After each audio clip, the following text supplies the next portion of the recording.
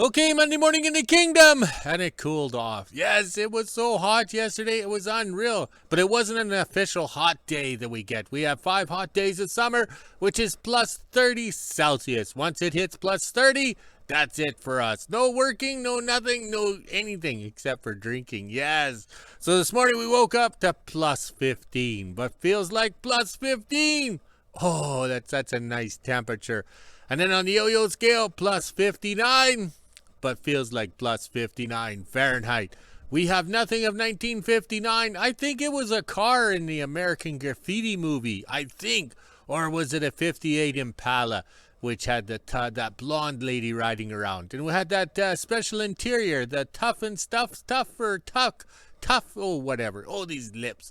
All right, so this morning we got to get the list off to Sir Rodney so we can see if he has the parts so we can continue working on the grader. Yes, the grader on frickin' real. Oh, it's starting to spit and rain.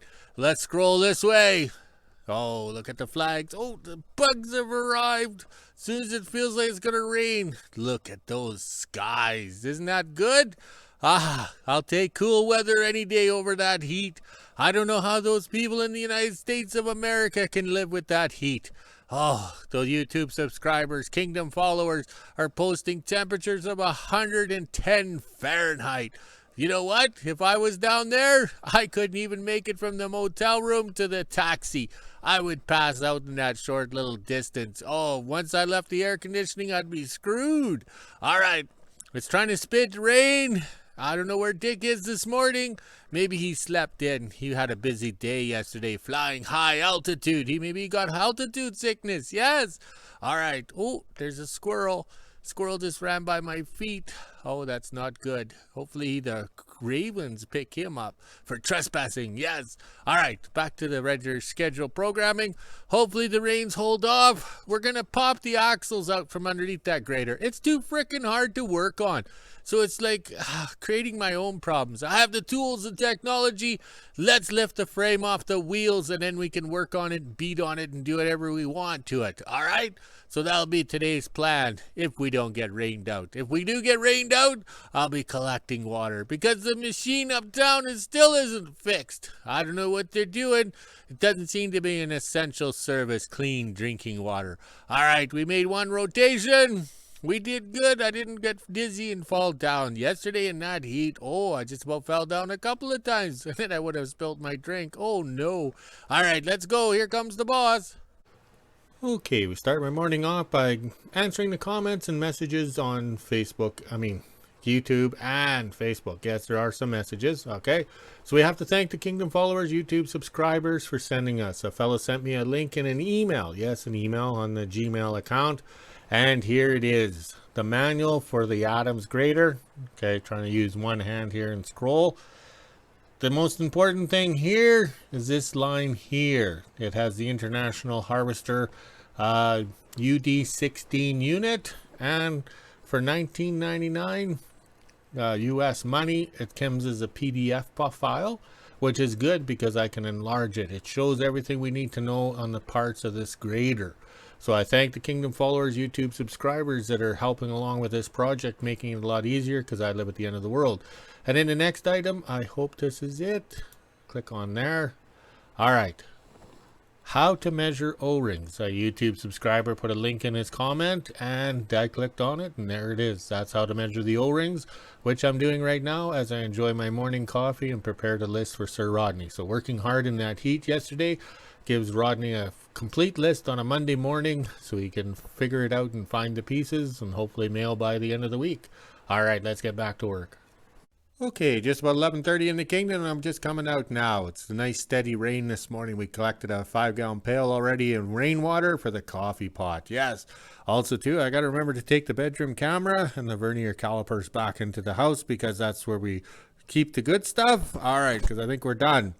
So this morning I spent some time, and the more time I spend researching, cross-referencing, and double-checking, it's a lot easier for Sir Rodney. So here's the old O-ring, and we had a new one in stock. I paint markered this one so I know it's old, and this is new because I don't wear my glasses all the time. So what I like to do is get a picture of what I need and documentation. Oh, hands are slippery. There's that bearing. Okay, so it's a lot easier for Sir Rodney. Oh, of course the fingers aren't working there. All right, so there we go. I'm holding off on ordering this. It'll be done emailed and laid out with the pictures for Sir Rodney. Okay, I'm holding off till Tuesday because I want to double check a couple items, you know, and stuff like that before we do it. But over here, this is the rush order here. And this is for the grader transmission for the input shaft to go back in. So Rodney hopefully will do a video. If there's a video after this video, then we knew he did a video, but it's Monday and he's busy. All right. Okay, so he's cross-referenced it over to a CR number, and I've double checked it, and it works out to be a thinner seal, like width or whatever, so I can fit 2 of them in there, no problem, into that transmission housing. So I have to double check, because if Sir Rodney sends me something to the end of the world, I'm paying freight for it to come up here. We can't return it because the freight back is more than the price of the seal. So that's why we have to make sure it's correct. All right, so we're good to go here. So Sir Rodney's going to get this one out in the mail today. So hopefully we can have it ASAP to put that transmission back together because we have a lot of new parts. And then I will email him down this one tomorrow on Tuesday because I want to double check a few items, okay? All right, let's continue on. Okay, one thing nice about the rains, we can sit down and figure out. That's why we busted our tushy in the heat yesterday to get this stuff done. Yes, so we could, how would you say, have it. So I went on that Gen Sales manual place and I signed up as a member and stuff like that. So I made a payment on the pay-as-you-go credit card. So when the credit card is good, I can purchase the manual for this grader or the parts book for this grader, and then I can figure it out. It's going to come as a PDF file. It'll be delivered within 1 hour of purchase. Then I don't have to sit there with my glasses on. I can zoom in. So also too, I get thinking about this here. This is going to be a lot of money for something that's not going to work. All right. And I will now take the shaft out of here and we'll do a walkabout in the rain. Oh, yes. Oh, Frank Sinatra singing in the rain. Okay, here's the UD16 under the tarp. And remember back in the day, they didn't have hydraulics. This machine is all lever operated, cable operated, and stuff like that. Also, too, if you look at the front here, all right, there's the hole right here.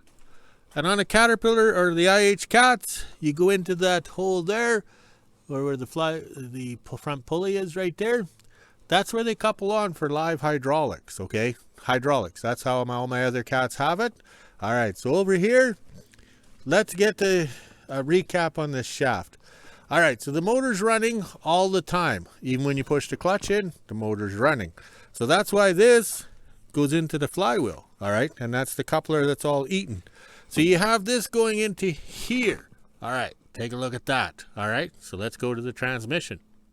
Okay, just like the Red Shoe Diaries on Showcase, let's simulate. Under the tarp is the transmission, and this shaft goes through the transmission. Yes, it goes through the transmission, through the bell housing, and to the flywheel right here. That gives it the liveness, okay? Live power, okay? So then on this end here, this is a steady bearing that goes into the transmission right there. You put on another coupler. Okay, I found the coupler, and then there'd be a U-joint on there and a little dry shaft that would go to what bolts on here. Okay, what bolts on here is the control panel that sends the power to all these rods and levers and everything like that that operate the blade up and down. Yes, remember there's no hydraulics back then. This is that old. This is when Noah was sailing his boat on a regular cruise. Okay, I've done the walk over here. I should have brought my umbrella. Oh, wait, that's the English people with their umbrellas and their London fog. So these are the parts of the Adams grader that I've taken off. So this is the control panel. Okay, we're looking at it upside down, but imagine those levers pointing up and you're standing there operating it. Yes, these old graders, you didn't sit down on the seat and work the joysticks. So here's the power in unit, all right? So this is where that little skinny shaft, here's the U-joint, or the coupler thing, that goes on there, and that sends the power in to there, and then up into here, and then those levers send the power out, okay? And that's where the steering wheel goes in right there. So you'd stand there and work those levers. Yes, those levers. So to get that shaft out of the transmission, you have to take this off, okay? So you have to remember this is part of the cab over there, all right? And also too, you got to remember that fuel tank is right behind the cab too. So Caterpillar had a far better design on their graders, the 212s and the 12s and stuff like that. You pull the motor out, which was easy, and the shaft slid right out from the controls and everything. This here, I couldn't believe it when I went to take it apart and all the work we had to do. Like, the shaft should come out, or the shaft should be shorter or something, or flexible at least. So we really don't need that little skinny shaft going in there, because I think it's going to cause problems and dramas down the road. Okay, I'm now over at the famous Black Cat, which has been sunk 18 times. Yes, 18 times I've taken it swimming and it survived. I bought this when I first got married back a long time ago, and I think that's probably why I got a divorce. All right, so this is a true winter freighting cat. There is no guards, there's no armament or anything, because we don't, push trees down. We have a custom-made V-plow on the front with tearaway wingtips. Yes, tearaways, because you hit rocks. I don't know why who put the rocks all there. So this is a common Princess Auto pump for hydraulics that comes on sale. And then I masterminded the hanger bearing. There's a steady bearing to hold it. So if we make that for the back of the grader and then put a little hydraulic motor on that coupler, and we have power to the control unit, and then we don't have to worry about shafts malfunctioning, couplers of exotic purchasing or anything like that. I think this will be the way to go. And then if we have any troubles, you can fix it easily, and you're not dealing with this long shaft through the transmission and stuff like that, and special U-joints and hanger bearings and all that. This is simple, easy to make, and I think this is the way to go.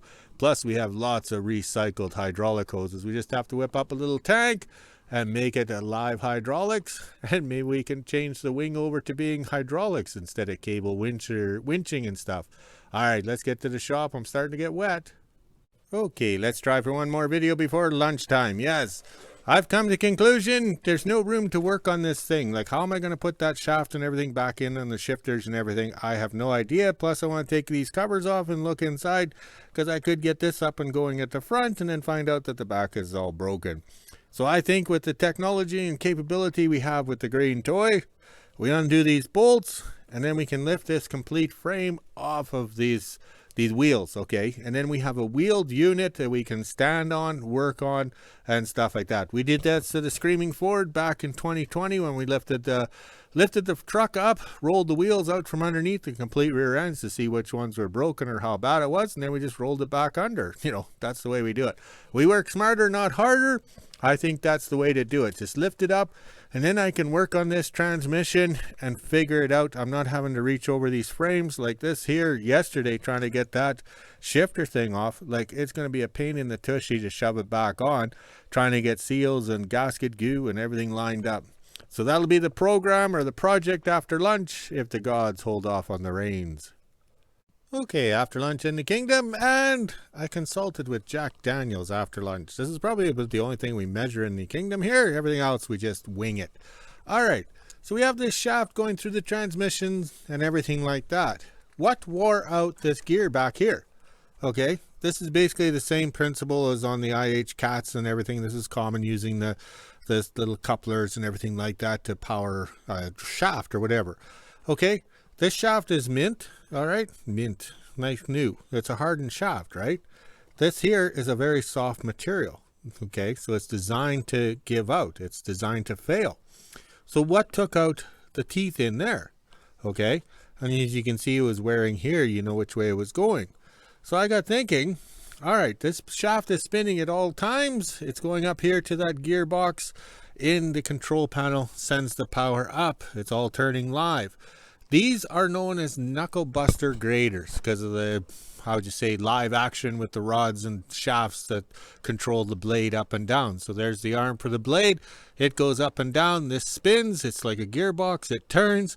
So when things go wrong, say you're doing something and adjusting and you hit a rock, the rock sends the power up like that. Yes, a good job. This here is supposed to shear off. All right. That's supposed to shear off. These are shear pins. All right. So that's where it's supposed to break. If it doesn't break the shear pin off, it's now send the power down here and all the way back into here, into this coupler. Okay. So that would explain why that coupler is sheared off on the inside. So you get a couple of good shocks or snaps on the shaft like that, that takes the teeth out. So that's designed to wear out. They probably weren't too worried about making it greasable or wearable or anything like that, because that thing is designed to fail when the shear pins fail. So the idea was the maintenance. Just pull the motor out, change the coupler, put the motor back in, and you're good to go. So that's my thinking.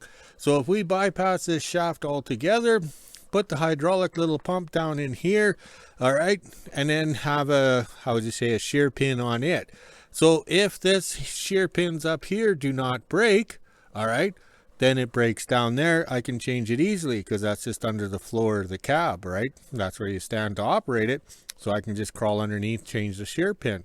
All right, so now this thinking's really making sense. So it's not worth the time, effort, or money to go looking for these couplers and everything like that, because I know that I'm an inexperienced grader operator. Yes, I'm inexperienced because I'll just ride it. Oh wait, you can't ride this thing. You have to stand up, because I know I'm going to screw up and find the biggest rock in the kingdom and break something. All right, let's get some bolts out and maybe fire up the green toy if the rain holds off and get this rear end out. Okay, the rains have stopped and I got the green toy out. Yes, and I lifted up the front end here, because it takes a bit to calibrate the auto steer. Yes, the auto steer, because you want it to steer straight while you're trying to move it out from under the wheels. So that's how you do auto steer, old school. Yes. So over here, we had to wait till it was hooked up safely, and then we could take the wedgies out, or the couplers, or the curvatures, or the half moon pieces. All right. So I pity the poor bastards back in the day having to work on this stuff using manual tools. I got it lucky being the old guy being tormented by Dick in his helicopter. We have a 3-stage air compressor, 60-gallon air tank, 60-gallon air tank, and then a 10-gallon air tank. So we have lots of air to turn these big bolts and whip out these nuts and everything. So this is going good. Probably in another 5 years' time, I have to have it back together, because in 5 years' time, I probably can't be able to lift all this stuff. I'd have to use the mini hoe to lift it into place. All right, so we got it hooked up. Let's see if we can set the tripod up to record this great event. In theory, the frame should come up and the wheels and transmission stay behind, but we also have a slight detail over here. There's not much clearance here. Yeah, it's not much clearance. Oh, also too, when you run the green toy, it's a roto wrecker, not a crane. So you always have to leave a space in here. So always pretend you're dancing with Dolly Parton. Yes, a close dance with Dolly Parton to slow music. I forget which would be the song I would dance with Dolly with, but you'd never get close. So you have to keep your distance, and that's the easiest way to remember it.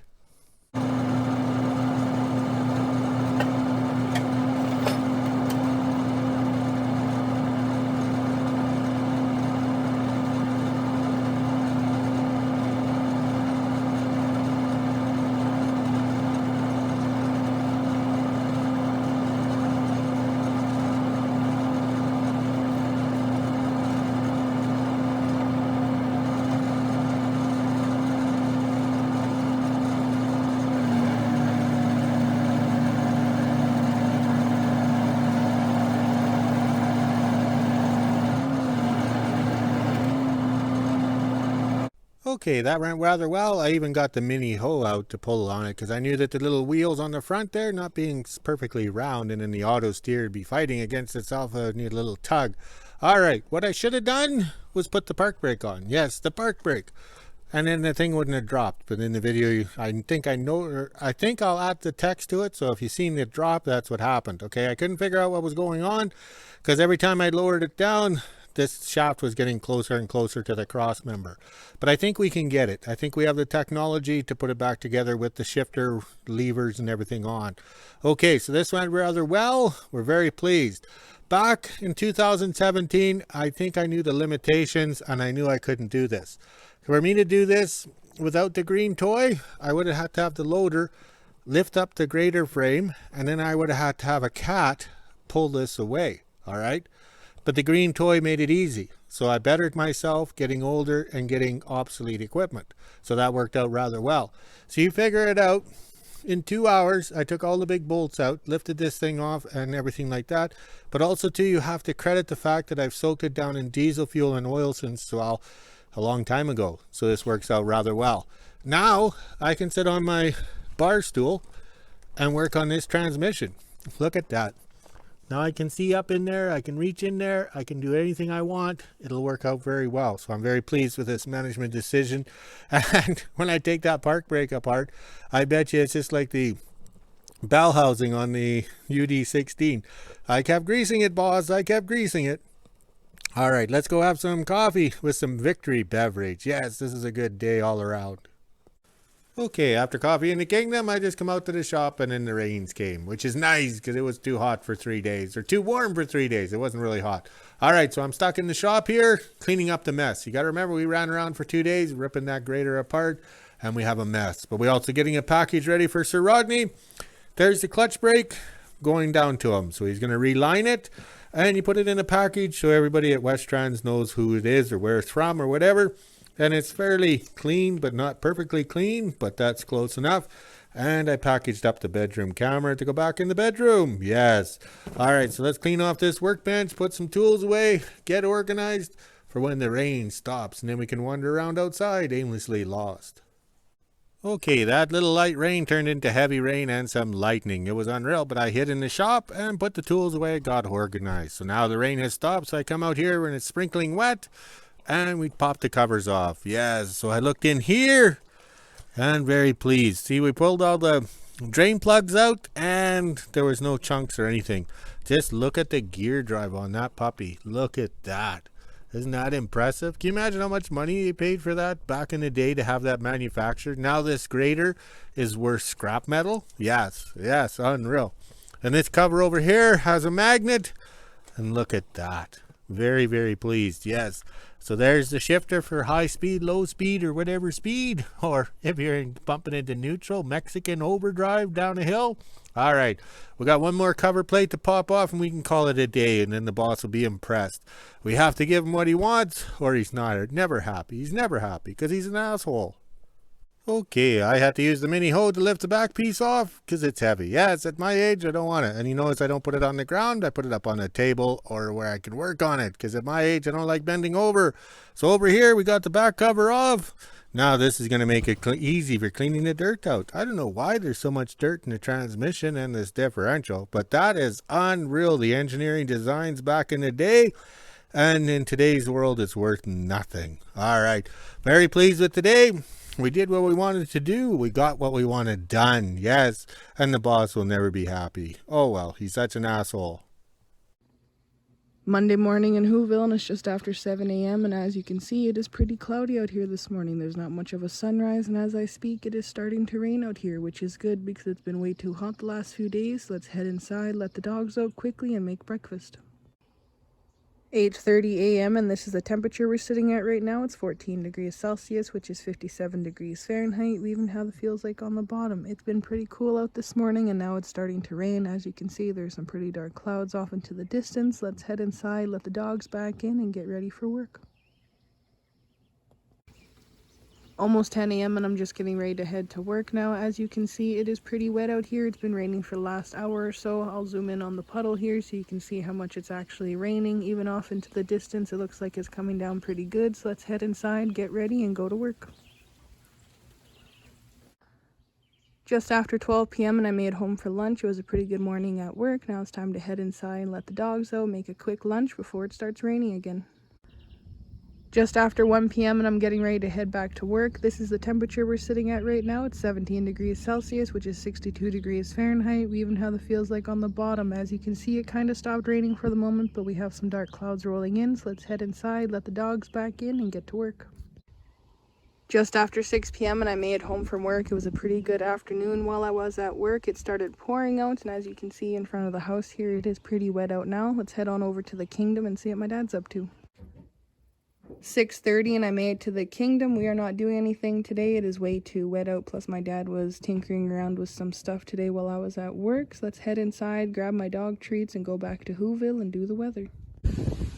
Almost 7 p.m. and I just made it back from the kingdom and put the quad away. This is the temperature we're sitting at right now. It's 17 degrees Celsius, which is 62 degrees Fahrenheit. We even have the feels like on the bottom. As you can hear from the video, it is getting pretty windy out here. So let's head inside, let the dogs out, make supper, and end my day. Okay, 5:30 in the kingdom, and I'm done for the day. I'm soaked. Yes, it's chilly out here. I'm soaked. I'm wet. I'm tired. I did it all. I did the lift. I did everything. I got what I wanted to know about the rear ends. Yesterday we quit early because it's their new normal time. I think it was because yeah, it was too hot. So we got another excuse today. I'm wet. All right, look at the flags in their natural state of being limp. Oh, that was a good rain. Let's go walk the dogs, drink some beer, and make a video. Talk to you later.